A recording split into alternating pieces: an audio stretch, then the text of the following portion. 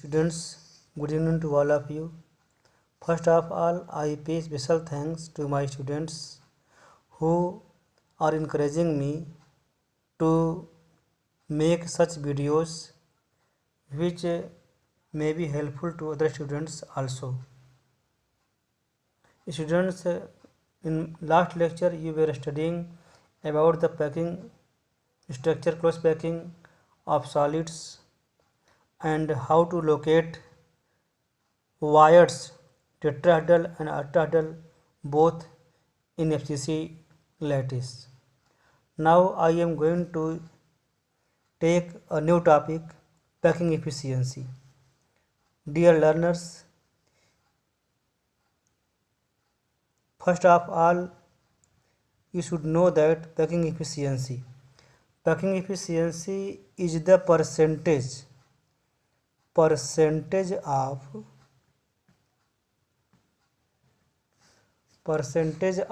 total space occupied by spheres. Percentage of total space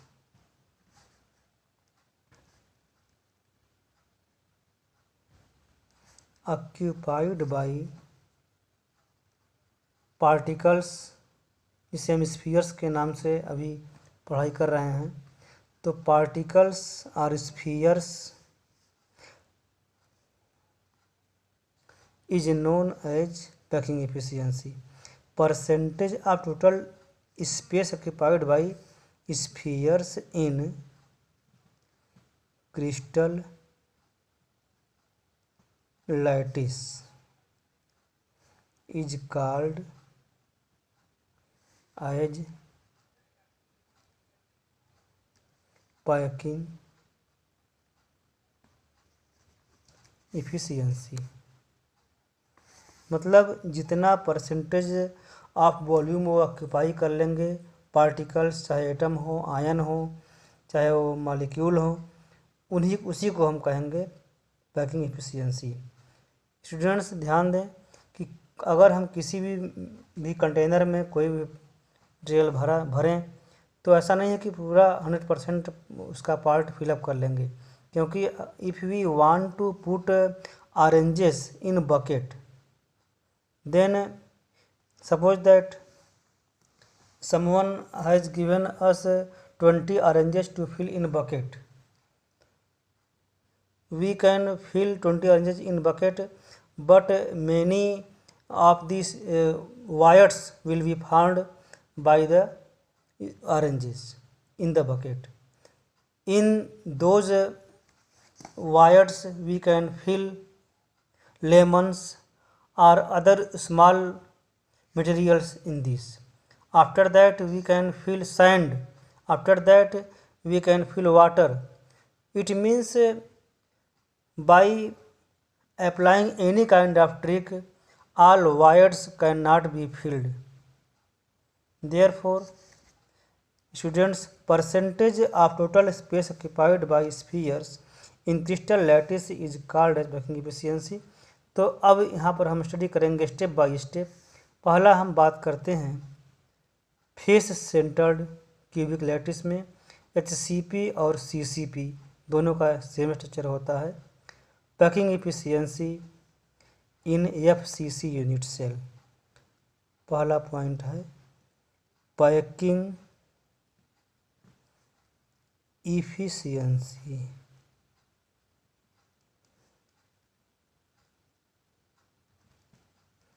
in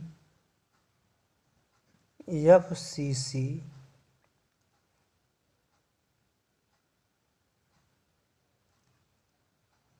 unit cell.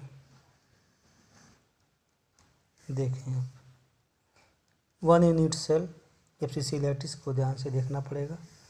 मैं यहाँ पर एक ड्रा कर रहा हूँ FCC यूनिट सेल.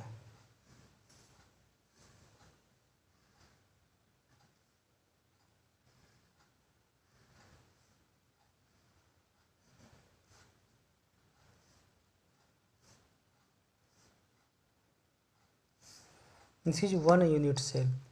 इस यूनिट सेल में आप देखें कि यहाँ पर एफसीसी लैटिस है तो आपको यहाँ पर भी पार्टिकल्स मिलेंगे फेस सेंटर पर भी।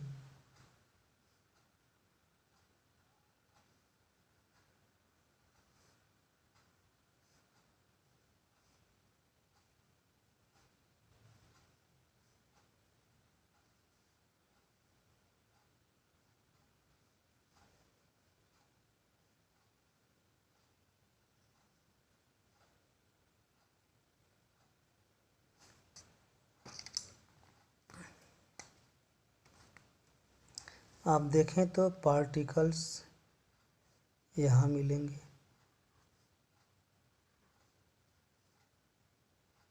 ये पार्टिकल यहाँ मिल गया,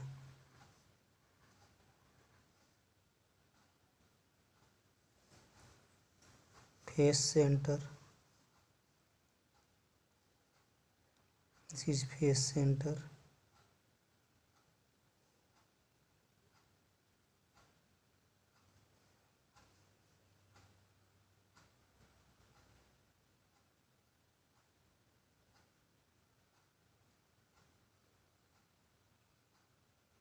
एक फेस सेंटर यहाँ है और एक फेस सेंटर यहाँ। अब आप इसको देखें, वैसे तो पार्टिकल्स मैंने केवल ड्रा किया है और पार्टिकल्स क्लोज पैक में पाए जाते हैं, बहुत पूरा स्पेस जैसे यहाँ गैपिंग मैंने किया है, ये गैपिंग नहीं पाई जाती है, ये ऐसे बनाना चाहिए था इस तरीके से, तो लेकिन क्लियर दिखने के लिए मैंने इसको ऐसे बनाया। अब हम यहाँ से एक स्पेस लेते हैं, सिर्फ इतने ही पार्ट को, अभी इसको एक फिर से ड्रा कर दूँ मैं, इसको मैं पूरा ना दिखा करके सिर्फ मैं इतना दिखाना चाहूँगा, यहाँ से लेकर के सिर्फ इतना ही पार्ट हम बना करके अब दिखाएंगे, यहाँ से लेकर के सिर्फ इतना ही, बाकी को इग्नोर करते हैं। देखें इसको,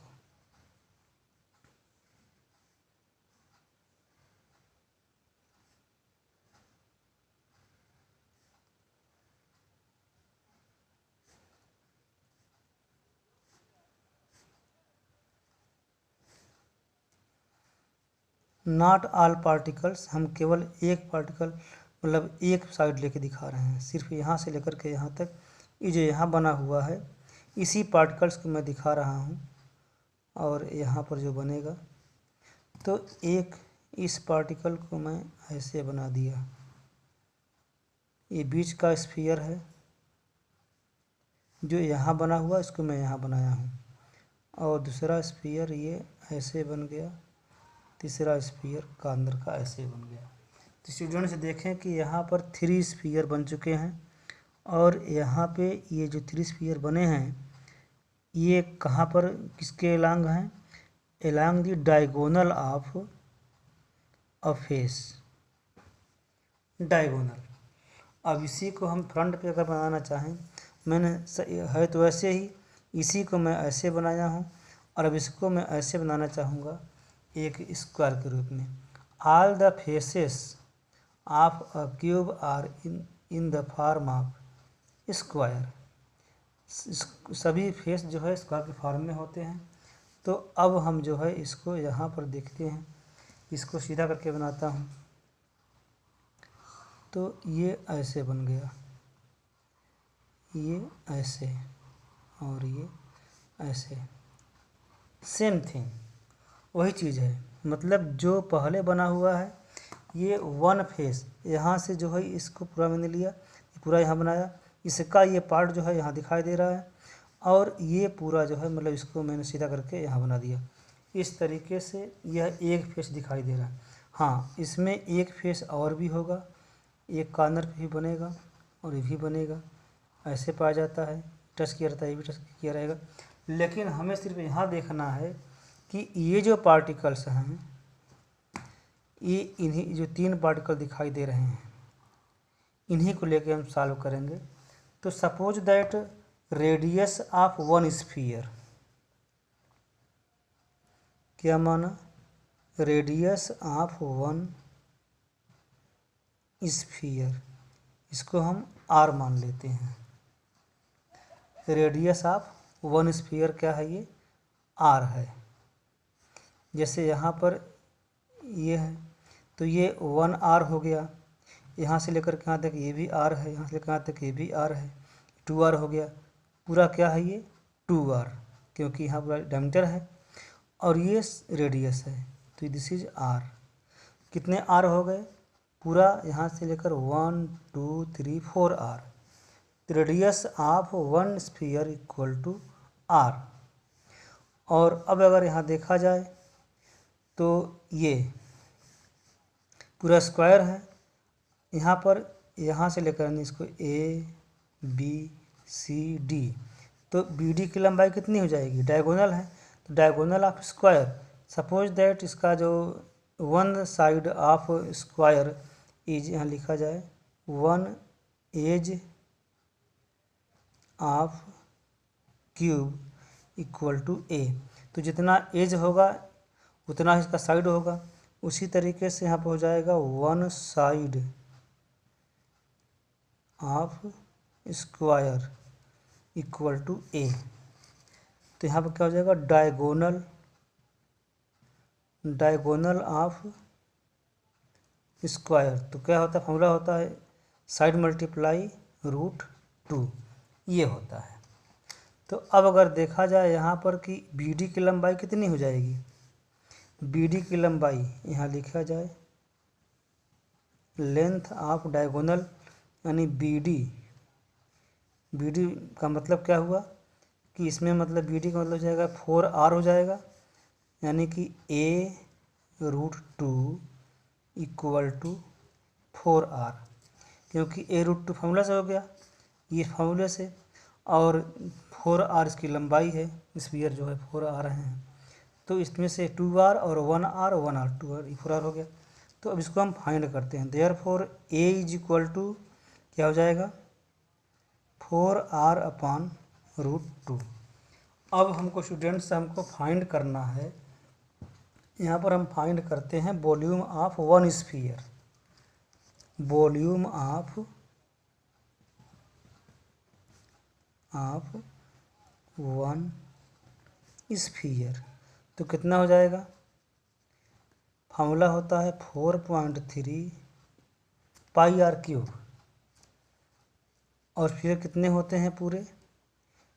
टोटल नंबर ऑफ स्फीयर तो 4 होते हैं यूनिट सेल में। In F C C unit cell spheres equal to 4। जो स्फीयर्स 4 हो गए, तो अब हम क्या फाइंड करना है? अब लिखेंगे total volume occupied by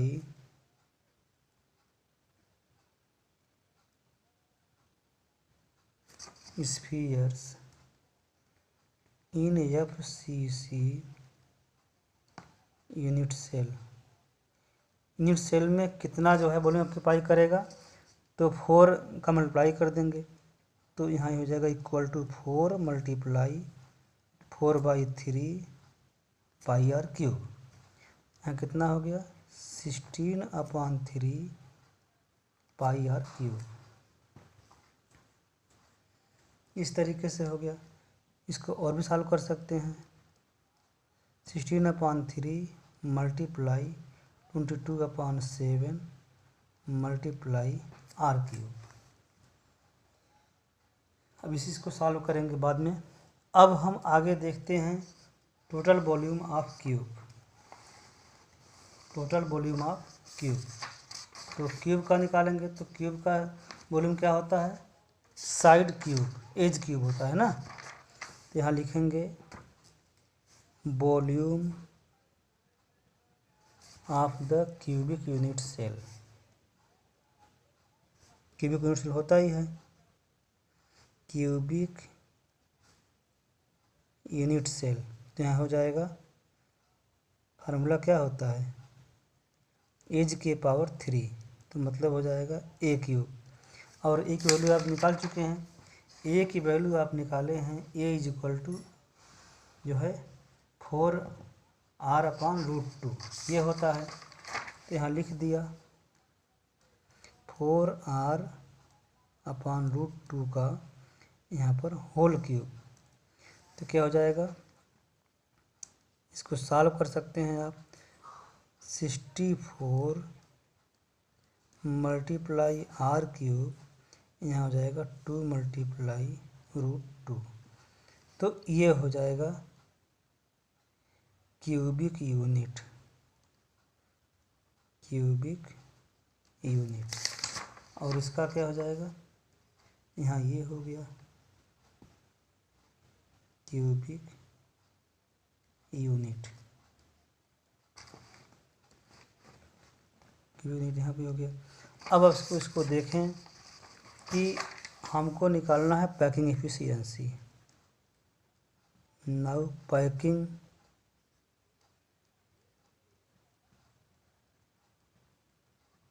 efficiency equal to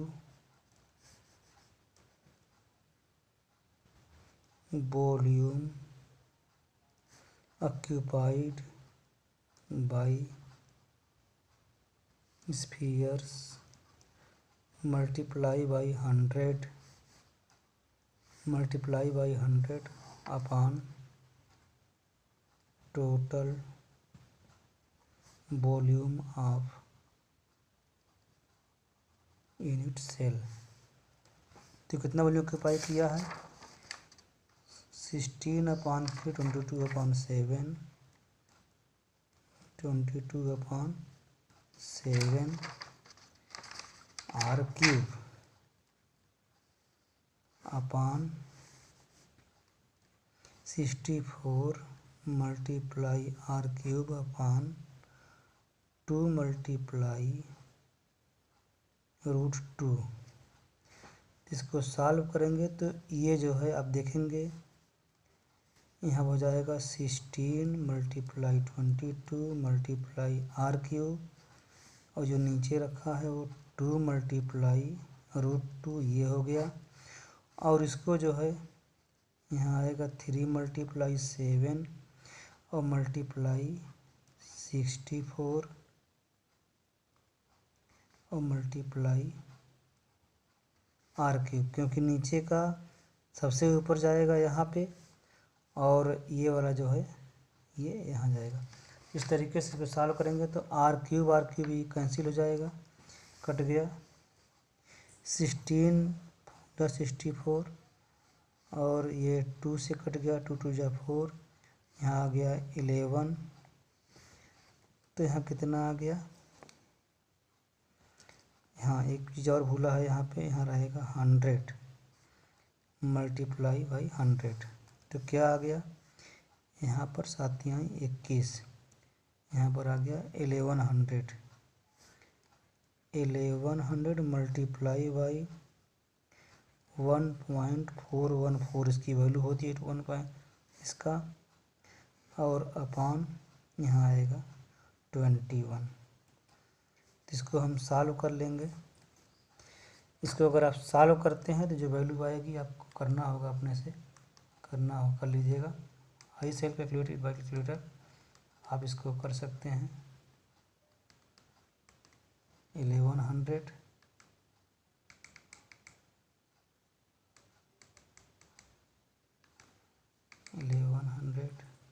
multiply 1.414 divided by 21, तो 74% नियर अबाउट आता है। इसको आप सॉल्व करेंगे तो आएगा 74.06%। ये आती है packing efficiency of FCC unit cell. ये तरीका था फाइंड करने का, ऐसे निकालेंगे। अब हम बात करते हैं body centred cubic unit cell. Second point है, सेकंड नंबर, पैकिंग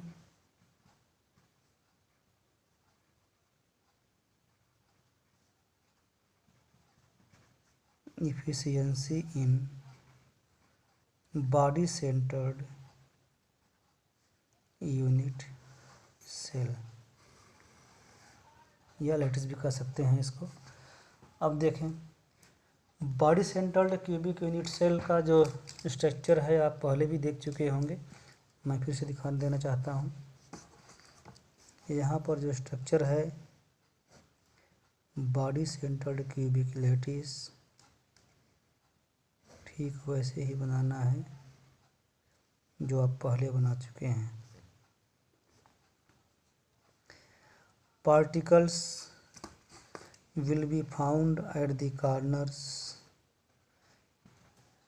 कॉर्नर पर तो मिलेंगे, लेकिन पार्टिकल जो है यहाँ पर ये मिलेंगे बॉडी सेंटर पे, एक पार्टिकल यहाँ मिलेगा। स्टूडेंट्स, इतने दूर दूर पार्टिकल नहीं पाए जाते हैं, इसको मैं क्लियर बनाने के लिए, मैं दिखाने के लिए बना दिया, लेकिन अब इसी को मैं अच्छे से बनाना चाहता हूँ जो पार्टिकल को क्लियर दिखाई पड़े।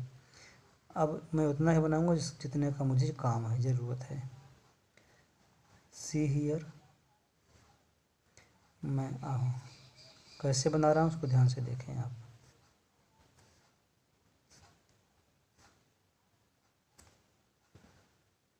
Body centred cubic unit cell में पार्टिकल्स के जो डायगोनल ऑफ, देखिए डायगोनल खींच रहा हूँ मैं, ये डायगोनल है, आ रहा है, एक डायगोनल यहाँ आ रहा है।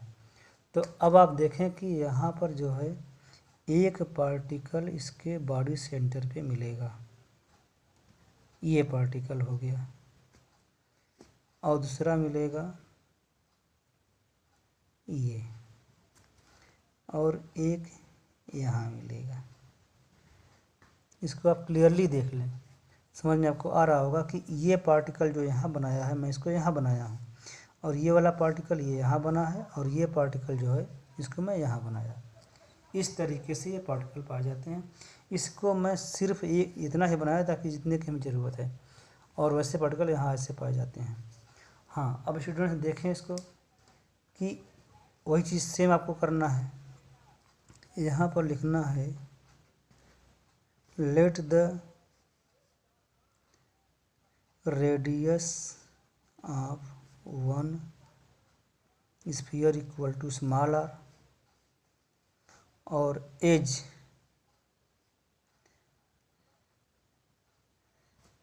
Of cubic unit cell equal to A.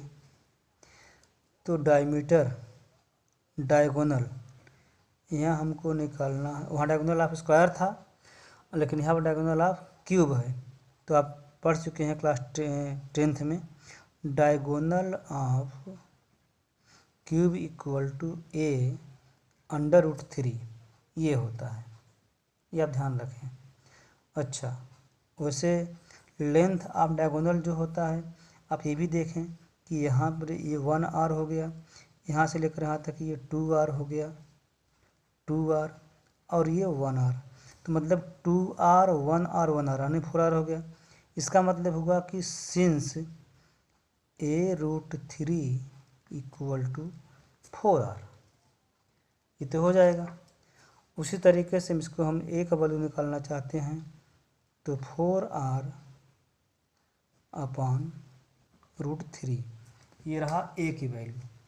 Students, now we shall calculate the volume of one sphere, volume of one sphere.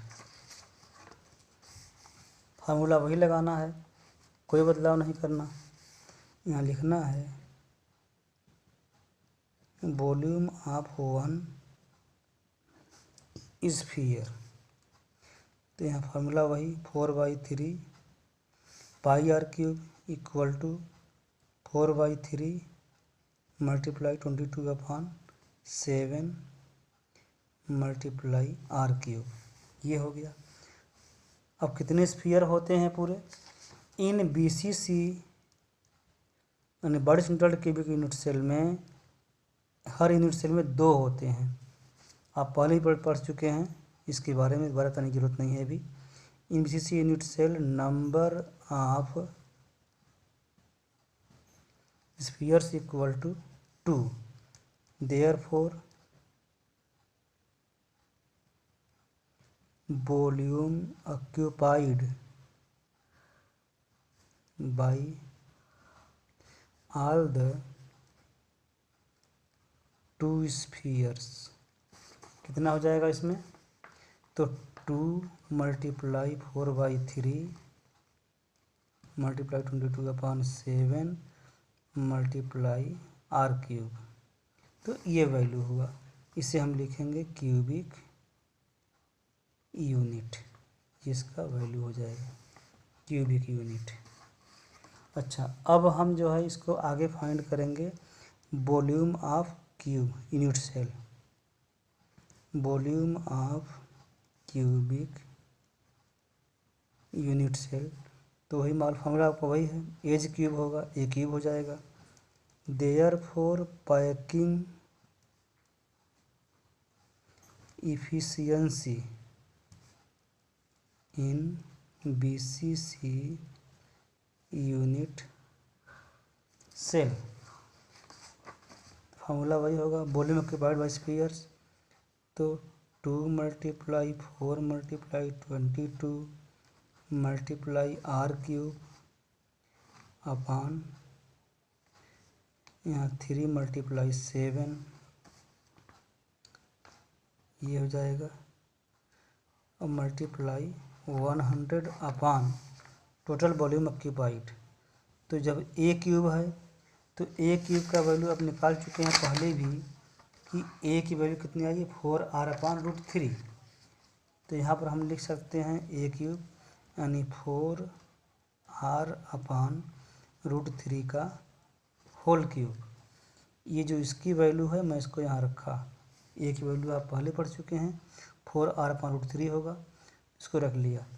तो अब इसको सॉल्व करते हैं, 2 multiply 4 multiply 22 multiply r³ multiply by 100, और अब इसके बाद अपॉन 21 हो गया, फिर अपॉन यहाँ हो जाएगा 64 मल्टीप्लाई r³, यहाँ हो जाएगा 3√3। इसको फिर सॉल्व करते हैं अच्छे तरीके से, तो 2 4 जा 8, यहाँ 8 मल्टीप्लाई 22 मल्टीप्लाई 100, 8 हो गया 22 मल्टीप्लाई 100, और ये हो जाएगा मल्टीप्लाई 3 मल्टीप्लाई 1.732, ये इसका होता है वैल्यू, √3 की वैल्यू उतनी होती है। और अब इसके बाद मल्टीप्लाई r³, अब आगे हम निकालते हैं यहाँ पर 21 मल्टीप्लाई 64, इसको सॉल्व कर लिया, और मल्टीप्लाई यहाँ r³ हो जाएगा, r³ से कट जाएगा, 8 1 जा 8 जा 64, 8 हो गया, यहाँ पर इसको 4 से काट दिया, 4 2 जा 8, 4 2 जा 4 25 हो जाएगा यहाँ, और फिर इसको 2 से काट दिया, यहाँ पर आ गया 11। तो अब हम यहाँ पर निकालते हैं तो कितना आएगा, 11 3 जा 33, 33 मल्टीप्लाई 25 मल्टीप्लाई 1.732 अपॉन, ये हो जाएगा 21। अब इसको सॉल्व कर देते हैं, आप सॉल्व कर लीजिएगा, मैं इसको ऐसे करके दिखा दे रहा हूँ। 33 मल्टीप्लाई 25 मल्टीप्लाई 1.732, फिर इसके बाद डिवाइड 21, आ गया 68.04%, 68.04% आया। ये था BCC यूनिट सेल की वैल्यू। और अब हम आगे निकालते हैं, एक है very simple primitive cubic unit cell, number 3,